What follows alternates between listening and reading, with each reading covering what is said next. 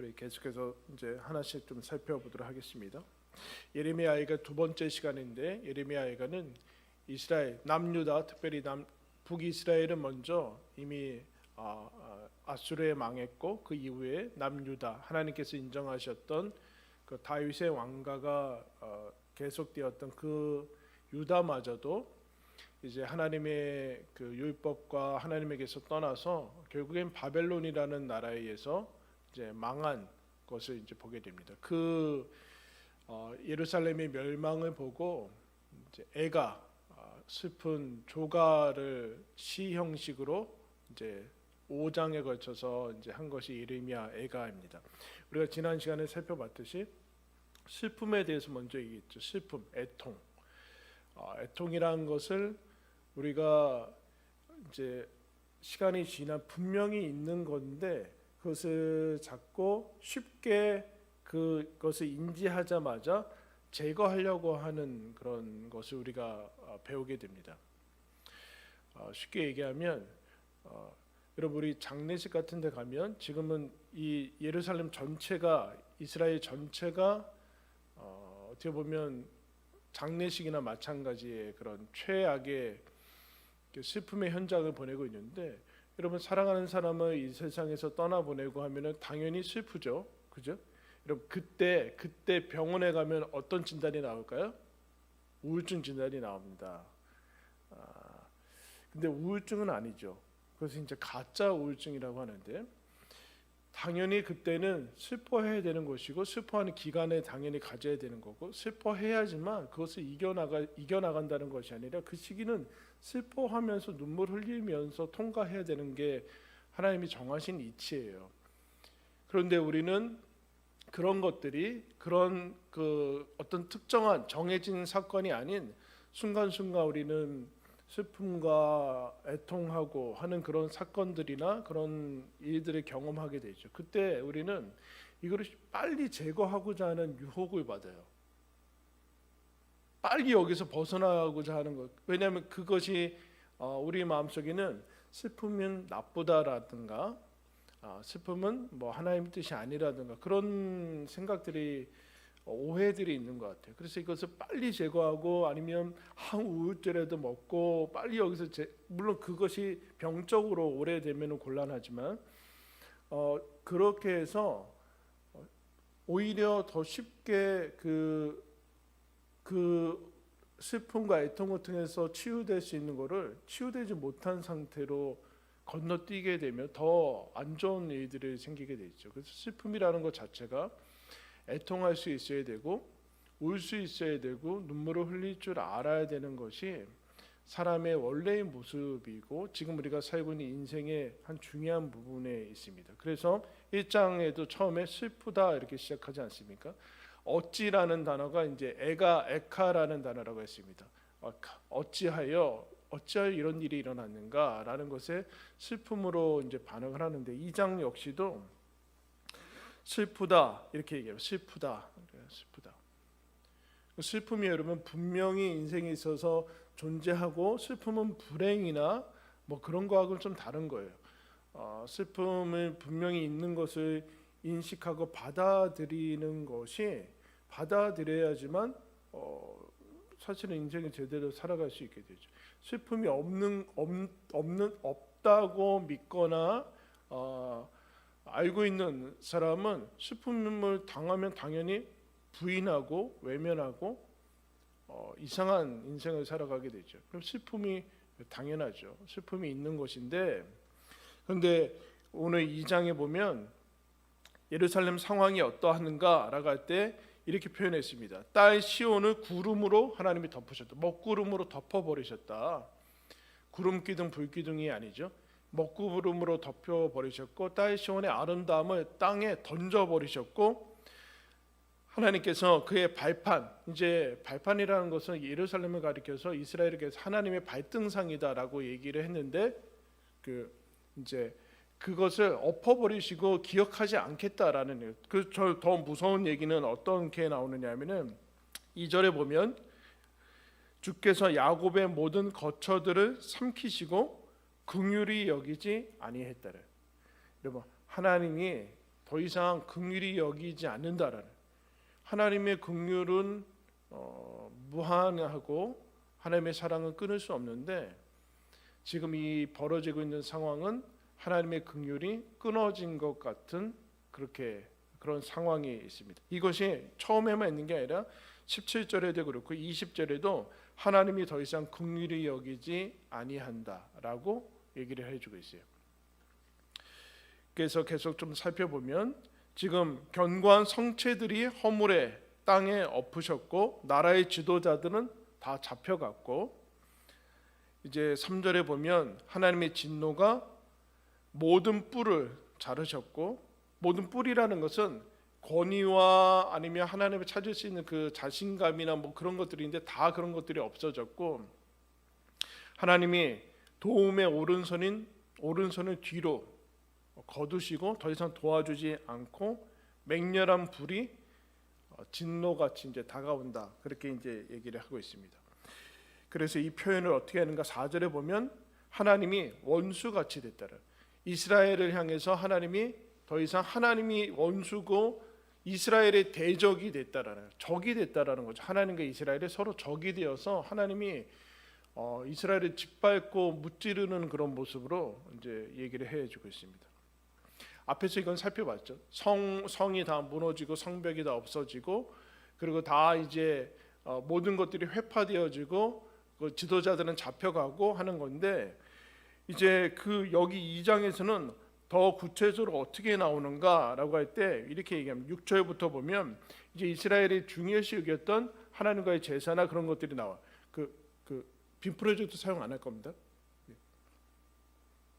6절부터 보시면 그의 초막을 동산처럼 헐어버리셨다. 이렇게. 뭐예요? 초막이? 성막이죠. 성막을 하나님께서 지으셨던 그 성막을 이제 지금은 성전인데 그걸 다 없애버리셨고, 뭐라고 그래요? 절기를 폐하셨도다. 그리고 절기와 안식일을 잊어버리게 하셨다. 그리고 왕과 제사장들을 멸시하셨다. 7절에 보면 자기 제단을 버리셨고 자기 성소를 미워하셨다. 성벽에 다 여러분, 예루살렘이 무너지는 거야 뭐 그럴 수 이제 이해할 수 있다라고 하지만, 하나님께서 특별히 정하신 성전까지 다 무너뜨려 버리셨어요. 성전도 무너뜨려 버리시고 안식일이나 절기들도 지킬 수 없게끔 해버리셨고, 그 안에 있었던 제사장들이나 그 모든 사람들은 다 이제 없애버리셔서, 이게 어디까지 나오니 마지막 절에 보면은 이렇게 나옵니다. 20절에 제사장들과 선지자들이 성소에서 죽임을 당하는 것까지 이제 허락합니다. 여러분, 우리는 별로 감이 없죠. 우리가 경험한 것이 아니기 때문에.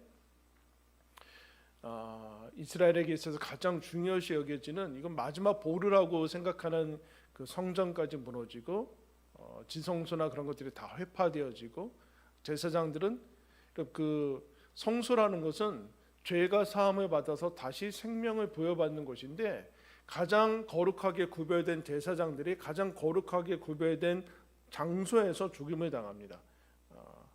근데 여러분 1절부터 10절까지 제일 많이 나오는 단어는 뭐냐면은 뭔 것 같아요? 2절 처음에 나와 있어요. 주께서 그렇게 하셨다는 거예요. 여러분 이거 잘 기억해야 됩니다. 지금 바벨론이 쳐들어와서 지금 다 하는 거거든요. 바벨론이 쳐들어와가지고 외적 이방인들이 쳐들어와서 다 나라를 짓밟고 다 그러는데, 예레미야 애가의 이 기자는 뭐라고 하는가? 뭐라고 그래요? 주님께서, 하나님께서 어찌 이와 같은 것을 하셨는가라고 얘기하고 있어요. 이 관점을 여러분, 코로나가 이제 우리가 겪고 있는데, 코로나 속에 하나님의 뜻을 많이 찾으려고 하는 것은 당연하고 우리는 그래야 됩니다. 근데 많이 나눠지죠. 이 코로나는 하나님의 징계다라는 것과 그렇지 않다, 이렇게 크게 나눠집니다. 근데 이제 둘 다 이제 일리도 있고 또 뭐 중요한 점이 있는데, 코로나가 하나님의 징계라는 거 하면은, 그러면 하나님께서 이런 잔인한 것을 우리한테 바로 해서 그렇게 한다는 거가, 이제 그거를 듣는 우리끼리는 이해가 되는데, 우리를 넘어선 세상의 사람들은 그거를 듣는 순간 그런 무자비한 이제 신으로 전락이 되죠. 근데 맞는 부분들이 있죠. 근데 하나님이 징계가 아니다라는 쪽도 있어요. 이거는 그러면 이 고난은 하나님의 치유의 법권이 어디서 온 것인가 그러면 그에 대한 설명을 해줘야 되는데 언어가 다 쉽지는 않죠. 그래서 이런 고난이 닥치면 그런데 지금 예레미야 이 애가에서는 예레미야 그 이제 예루살렘에 닥친 고난을 하나님이 직접적으로 하셨다 그 얘기는 아니에요. 그 얘기를 바벨론이 와서 가만히 있는데 천지지변이 나서 그런 것이 아니라 바벨론이 쳐들어와서 어쨌든 한 거기 때문에 하나님이 직접적인 것은 아닌데 분명히 얘기를 하고 이건 주님께서 하나님께서 우리를 향해서 진노하신 것이다라고 1절에 얘기를 해요. 하나님께서 어찌 그리 진노하셨는가. 뭘 얘기하고자 하는가 하면은 이 고난이 하나님 탓이다라는 그 얘기를 하려고 하는 것이 아니라 하나님의 주권에 대해서 얘기를 해주고 있죠. 이스라엘이 그동안 하나님 없이 하나님하고 아무 상관 사실은 이스라엘이 보이는 성전이 있었고 예루살렘에 너희들 이방인들하고는 다른 제사장들이 보이는 옷에 그 구별된 옷을 입고 살았기 때문에 그들은 하나님의 여기 우리와 함께 하심에 대해서 의심한 적이 없어요. 동시에 그들은 하나님을 신경 쓰지 않았죠. 하나님이 언제나 거기 계시거든요.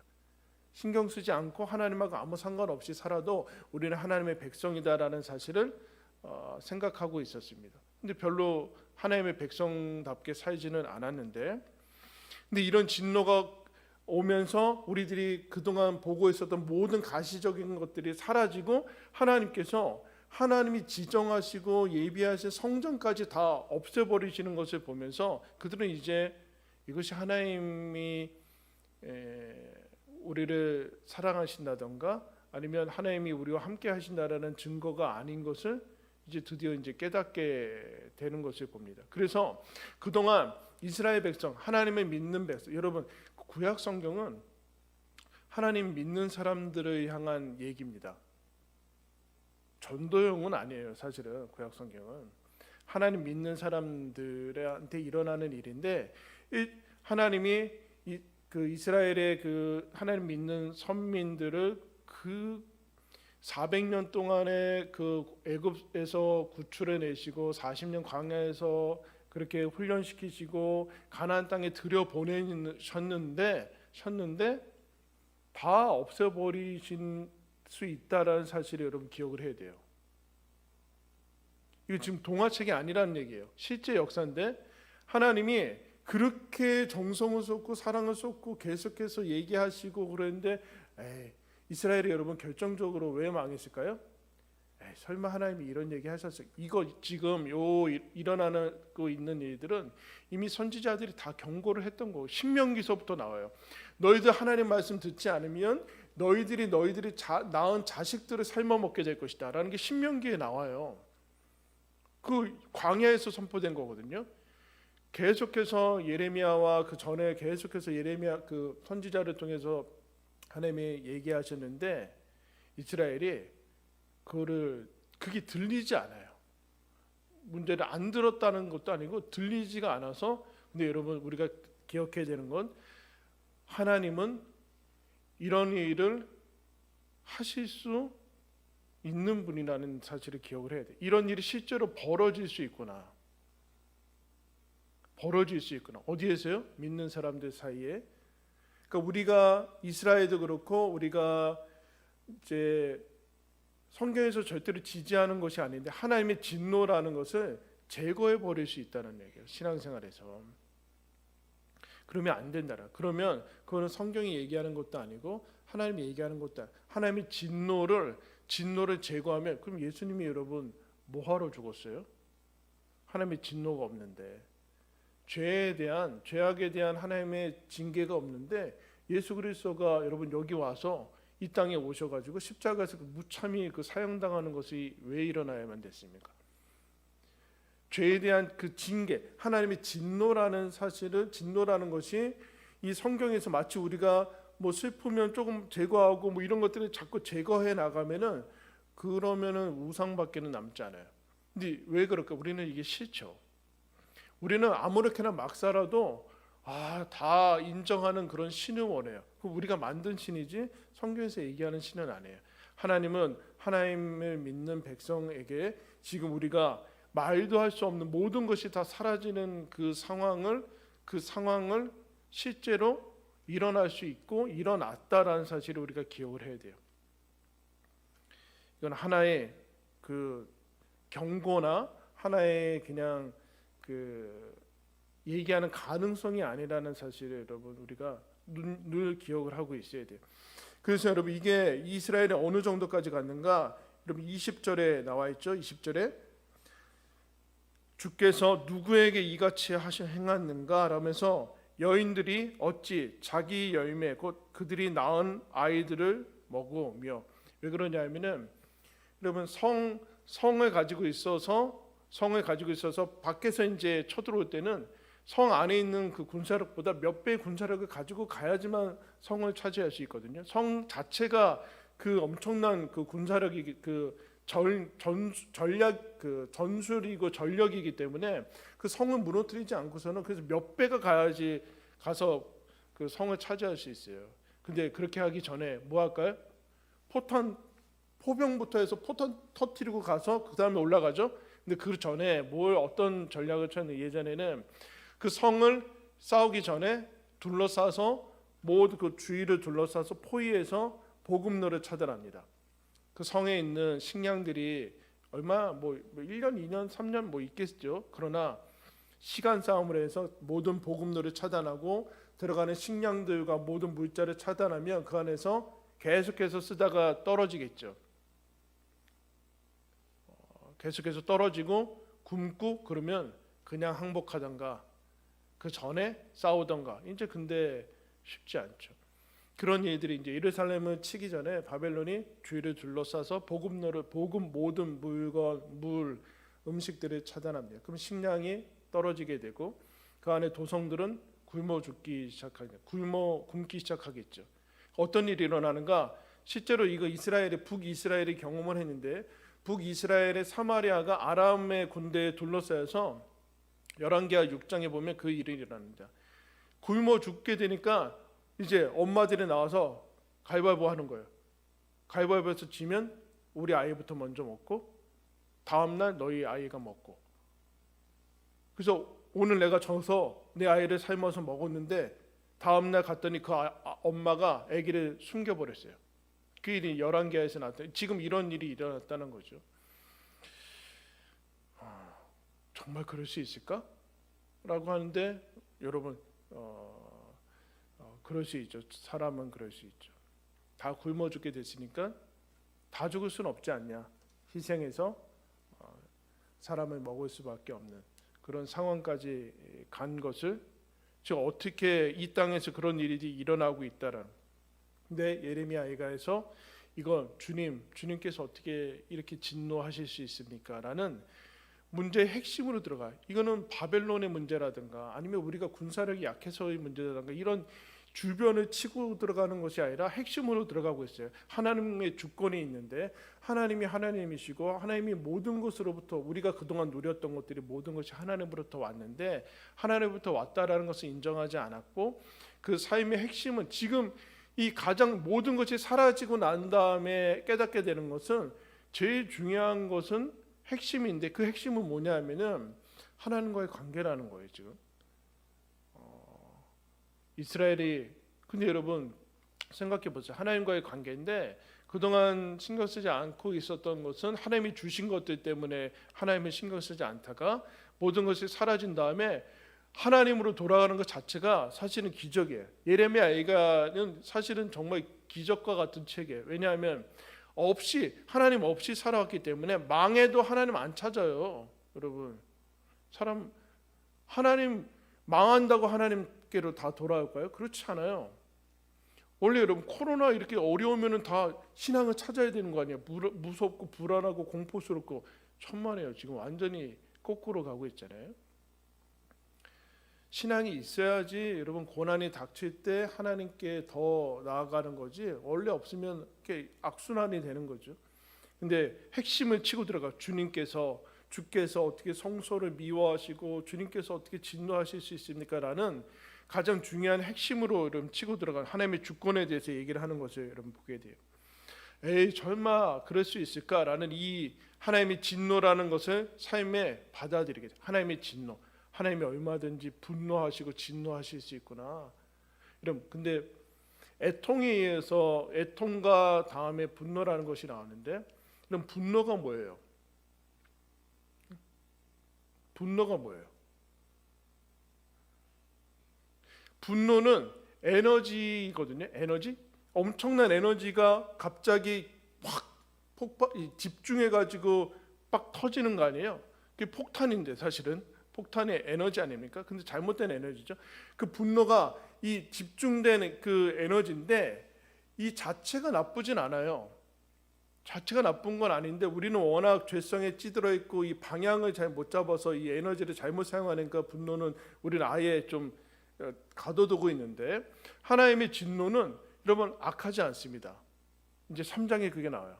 하나님의 분노와 진노는 그 악한 진노나 그런 것이 아니에요. 악이나 그런 것이 아닙니다. 하나님의 진노가 그 다음에 만들어내는 일들과 하나님의 진노 자체의 방향성과 목적이 우리 인간하고는 다르기 때문에. 근데 분노는 뭐냐면, 여러분 분노가 여러분들 많이 분노하시죠? 분노를 확 이제 잘 표출을 해야 되는데 이 눌러버리면 어떻게 될까요? 우리나라의 유일한 학명이 나오는데 화병이 되죠. 화병, 우라병, 그게 우울증이에요. 여러분 여러분들이 어느 날 말할 수 없는, 분노할 수 없는 일을 당했는데 그걸 참죠? 그러면 반드시 우울증이 옵니다. 이건 가짜 우울증이 아니라 진짜 우울증이에요. 무슨 얘기예요? 분노와 이 슬픔과 분노는 이 비슷한 면이 있는 거예요. 비슷한 면이 있는 거예요. 하나님의 진노는 결국에는 하나님의 슬픔이 쏟아진 거예요. 중요한 건데, 하나님의 분노는 하나님이 그 슬픔이, 거룩한 슬픔이 쏟아진 거예요. 어떻게 할 수가 없어서 쏟아진 건데 그거를 이제 이 예레미야에서 알아차립니다. 이 사실을 보고 예레미야는 핵심으로 들어가요. 하나님, 이거 하나님께서 하셨습니다라는 거는 하나님 탓을 한다는 게 아니에요. 이게 무슨 하나님 탓이고 저거 죽인 거 하나님, 저런 신은 안 믿겠다, 그럴 얘기는 한 게 아니라 이 모든 것이 하나님이 하나님이신데 하나님의 주권 안에 있는데, 이 하나님과 해결하고 하나님 관계 속에서 이거를 풀어내지 않으면 풀릴 수 없다라는 사실을 알고서 하나님께로 들어가는 거예요. 하나님께로 들어가는. 근데 그 다음에 11절에 어떻게 반응하는가? 11절에 내 눈이 눈물에 상하며 내 창자가 끊어지며 내 간이 땅에 쏟아졌습니다. 눈이 눈물로 상하고 다 창자가, 장이, 우리나라 있죠, 단장의 미아리고개 맞죠? 그 전쟁 때 그 장이 끊어지는 슬픔, 그리고 깨어지는, 간이 쏟아졌다라는, 간이 다 깨졌다라는 거죠, 슬픔으로. 그러니까 심장이 깨어지고 눈이 다 완전히 눈물로 상한 것으로 지금 나오고 있어요. 이 사실을 보고 정확한, 아주 정당한, 건강한 반응을 하고 있는 거예요. 이런 모습 보면서 이런 사람들은 다 매국노들밖에 없고 제대로 된 반응을 이제 해 나가고 있는데, 하나님께서 주신 그 슬픔으로 이 사람만이 지금 정당한 반응을 하고 있는, 여기에서는 울어야 되는 것이고, 그동안 삶 속에서 제거해 하나님의 진노가 하나님이 그러겠어 이러면서 사실은 하나님을 경홀히 여긴 건데, 하나님 무서워하라는 얘기가 아니라 그거를 제거하자 내 슬픔도 없어지고, 내한테 슬픔도 제거, 난 슬프고 눈물 흘리고 그런 거 너무 싫어, 그런 거 없었으면 좋겠다 해서 제거하고, 장이 끊어지고 하는 이런 애통하는 것들이 다 같이 제거되면서 결국에는 어떤 결과가 왔는가? 지금 가장 슬픈 일들이 일어난 거예요. 제거될 수 없는 것들을 삶에서 제거해 나간 거죠. 삶에서 어떻게 눈물을 제거하고 하나님의 진노, 거룩하심을 제거하고 나서 어떻게 신앙이 생기고 어떻게 인생을 제대로 살아갈 수 있게 돼요? 어떻게 여러분이 365일 내내 마취약을 먹으면서 살 수 있어요? 삶이 고통스러울 때 피할 수 있는데 피할 수 있는 것도 아니고 그냥 들어갈 수밖에 없거든요. 눈물을 흘리면서 갈 수밖에 없는데 그 다음에 뭐 나와요? 또 아까 얘기해요. 어린 아기들이, 젖 먹는 아기들이 길가에서 다 죽으면서 엄마 밥 주세요 이러면서 죽는다는 거예요. 엄마 밥 주세요 이러면서 죽어가는데 거기에 울고 그 깨진 심정들이 이제 나오는 것을 여러분 보게 됩니다. 그러면 아까 같은 그 현상, 성전이 다 무너지고 이스라엘이 다 파괴되어지고 하는 것이 이면에, 그 내면에는 무슨 일이 있어, 왜 그랬는가, 하나님께서 왜 그랬는가라고 하면은 잠깐 힌트가 나와요. 여러분 잠깐 힌트가 나오는데 그 여러분 14절 말씀 보겠습니다. 14절. 내 선지자들이 내게 대하여 헛되고 어리석은 묵시를 보았으므로 내 죄악을 드러내어서 내가 사로잡힌 것을 돌이키지 못하였도다. 그들이 거짓 경고와 미혹하게 할 것만 보았도다. 여러분 이게 9절의 마지막 절에 보면은 그때 황폐했을 때 어떤 현상이었는가? 그 성의 선지자들은 여호와의 묵시를 뭐라고 그래요? 받지 못했다라고 얘기하고 있어요.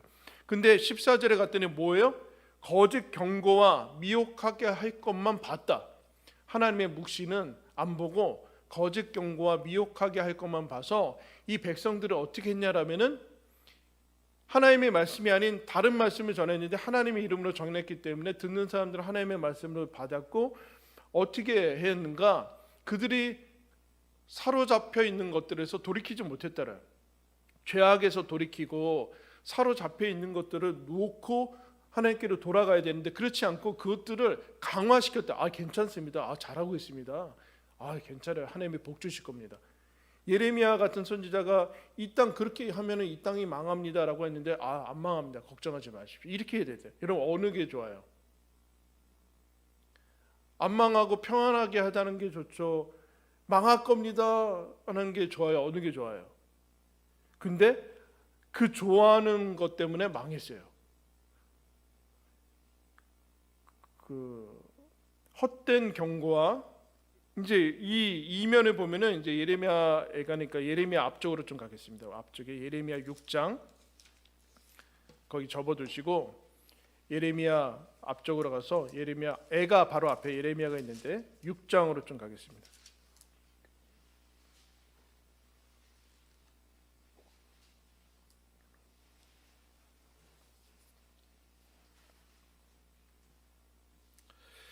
예레미야 6장 찾으셨어요? 5장 마지막 절 보겠습니다. 5장. 이 땅에 무섭고 놀라운 일이 있도다. 무섭고 놀라운 일이 있는데 31절에 선지자들은 거짓을 예언하며 제사장들은 자기 권력으로 다스리며 그 다음에 뭐요? 내 백성은 그것을 좋게 여긴다. 이렇게. 선지자들이 거짓말하는 거 아니에요? 하나님의 말씀을 듣기 좋은 것만 얘기를 하는 거예요. 지금 하나님의 진노라는 것을 빼버렸어요. 진노라는 것을 제거하고 편집해버렸죠. 하나님의 말씀에 편집해버리고 어떤 얘기를 하면 좋아하는지 잘 아니까 좋아하고 인기를 추구했다는 거죠. 인기와 권력을 추구해서 얘기를 했는데 문제는 뭐냐면은 백성들이 그걸 좋아하게 했다는. 당연한 거 아니에요, 여러분? 인간적으로 당연한. 근데 그 다음에 보면 6장으로 쭉 가서 6장 8절에 보겠습니다. 6장 8절. 예루살렘아 너는 훈계를 받으라. 그리하지 아니하면 내 마음이 너를 싫어하고 너를 황폐하게 하여 주민이 없는 땅으로 만들리라. 만군의 여호와께서 이와 같이 말씀하시되 포도를 따듯이 그들이 이스라엘의 남은 자를 말갛게 주우리라. 너는 포도 따는 자처럼 내 손을 광주리에 자주자주 놀리라 하시나니 내가 누구에게 말하며 누구에게 경책하여 듣게 하였고 보라 그 귀가 할례받지 못하였으므로 듣지 못하는도다. 보라 여호와의 말씀을 그들이 자신들에게 뭐라고 여겼다고 그래요? 욕같이 여기고 이를 즐겨하지 아니했다. 그러니까 11절에 이렇게 나옵니다. 여호와의 분노가 내게 가득하여 참기 어렵도다. 그것을 거리에 있는 아이들과 모인 청년들에게 부으리니 남편과 아내와 나이 든 사람과 늙은이가 다 잡히리라. 11절에 보세요. 거짓 선지자들이 뭐라고 얘기하는가? 그들이 내 백성의 상처를 가볍게 여기며 말하기를 평강하다 하나 평강이 없도다. 거짓 선지자들은 계속해서 평강하다고 하는데 그래서 여기에 길들여져 있어서 하나님의 말씀을 전하니까 그들이 어떻게 여겼다고 그래요? 백성들이 욕으로 여겼다. 욕으로. 하나님의 말씀이 욕으로 들려서 듣지 않는다라는 거. 이게 지금 이스라엘의 그 더 큰 내면이죠. 내면. 성소가 무너지고 건물이 무너진 게 문제가 아니라 지금 이스라엘이 이렇게 될 수밖에 없는 그 내적인 것에 대해서 얘기를 해주고 있어요. 내적인 것을. 죄악을 드러내고 그래서 한 군데 더 볼까요? 예레미야 23장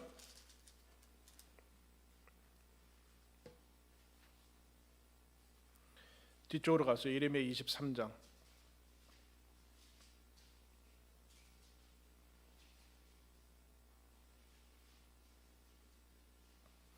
13절 내가 사마리아 선지자들 가운데 우매함을 보았나니 그들은 바알을 의지하고 예언하여 내 백성 이스라엘을 그릇되게 하였고 내가 예루살렘 선지자들 가운데도 가증한 일을 보았나니 그들은 간음을 행하며 거짓을 말하며 악을 행하는 자의 손을 강하게 하며 사람으로 그 악에서 돌이킴이 없게 하였은즉 이렇게 그들은 다 제 앞에서 소돔과 다름이 없고 그 주민은 고모라와 다름이 없음이리라. 17절에 항상 그들이 나를 멸시하는 자에게 이르기를 너희가 평안하리라 여호와의 말씀이리라 하며 또 자기 마음이 완악한 대로 행하는 모든 사람에게 이르기를 재앙이 너희에게 임하지 아니하리라. 무슨 얘기일까요, 여러분? 바알을 의지해서 선포하는 바알은 뭐예요? 풍요예요. 풍요.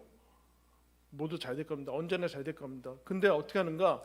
이제 막 범죄하는 사람들한테도 그 사람들한테 힘을 줘요. 괜찮습니다. 그 정도는 괜찮아요. 다 하나님 복 주실 거예요. 돌이키게 해야 되는데 그렇게 하지 않고 계속해서 이제 갔다. 이것이 지금 예레미야 예가에서 이런 현실이 나올 수밖에 없는 성벽이 무너진 게 문제가 아닌 것이죠. 성벽이 무너진 게 문제가 아니라 이제 이미 그 안에서 모든 것 하나님까지 다 제거되는 거. 그것이 여러분 문제라는 것입니다.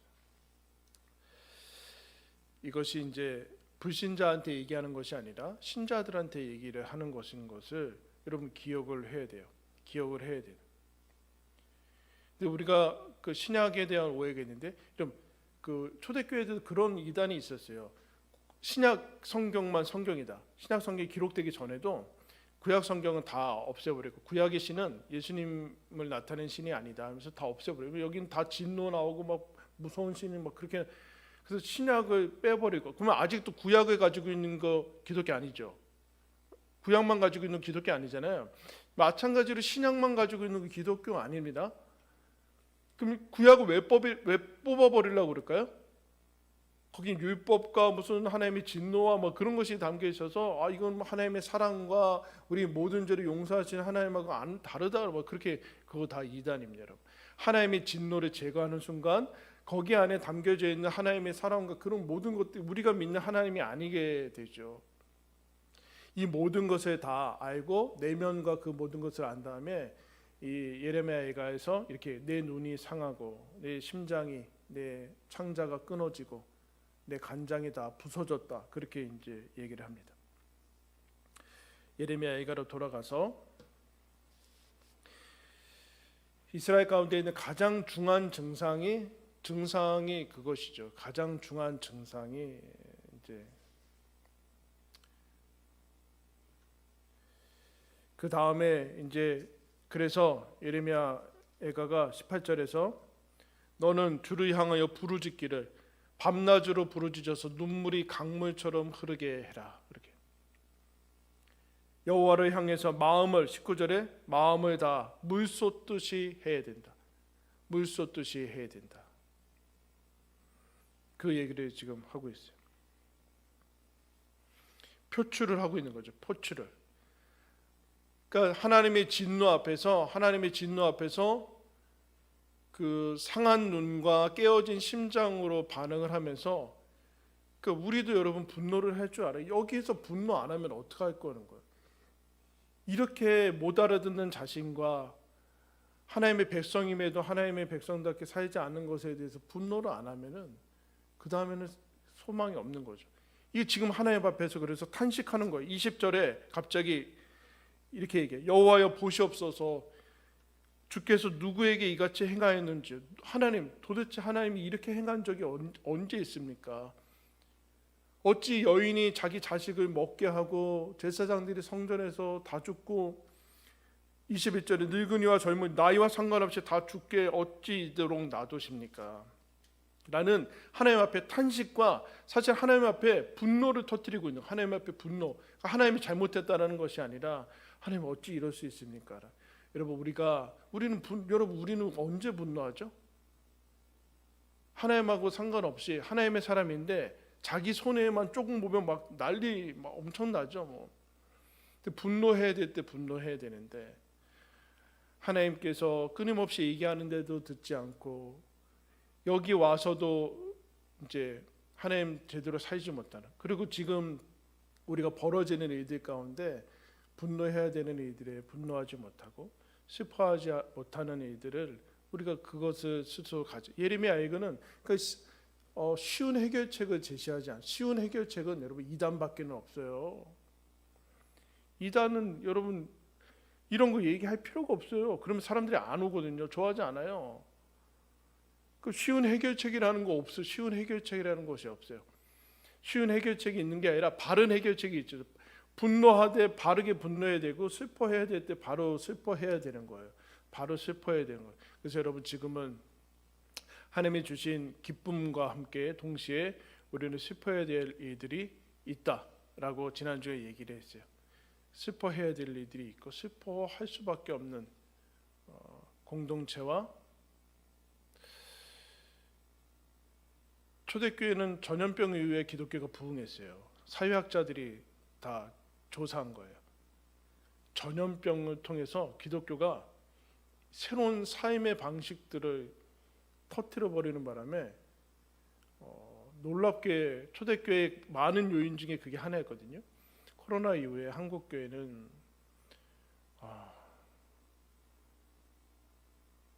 너무 우리 아이들이 지금 기성세대가 엉망으로 살아서 아이들이 굶어 죽어가고 엄마 밥은 어디 있으면서 죽어가고 아이들이 삶아 먹히고 하는 것들을 보게 되잖아요. 그러니까 우리가 우리 자녀들한테 지금 어떤 기독교를 물려주고 있는지 이건 지금 잘 살펴야 되는 거예요. 어때요? 어떤 기독교를 물려주고 있어요? 우리 아이들한테. 아이들이 크리스찬이라고 얘기할 수 있는 얘기를 할 수 있을까요? 학교 가서? 어때요? 여러분들이 얘기해요? 우리 교회는 안 그래. 소용없어요. 세상 사람들은 다 똑같은 교회를 보고 거기에 대해서 그럼 어떻게 할 건가? 남 탓하고 뭐 그럴 것인가? 그런 게 아니라 깨어진 심장과 젖은 눈물을 가지고 있어야 돼. 하나님 앞에 바로 들어가서 하나님 어찌 이 진노를 쏟으십니까? 어찌 이 치욕을 보게 하십니까? 라고 하면서 하나님 앞에서 이 마음을 쏟으면서 해야 되는 것들이 지금 우리가 이 말씀을 듣는 우리 부모들이 어른들이 할 수 있게끔 여러분 그 모습이에요. 그러니까 우리가 코로나 시대에 여러분 크리스찬으로 하나님께서 살게 하고 계십니다.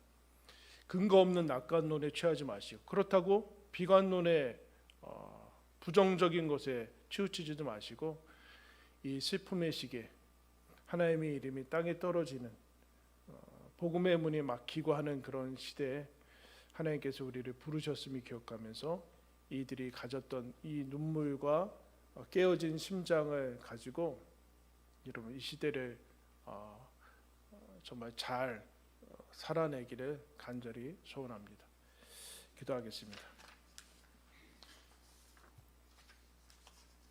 하나님 아버지, 주님께서 우리에게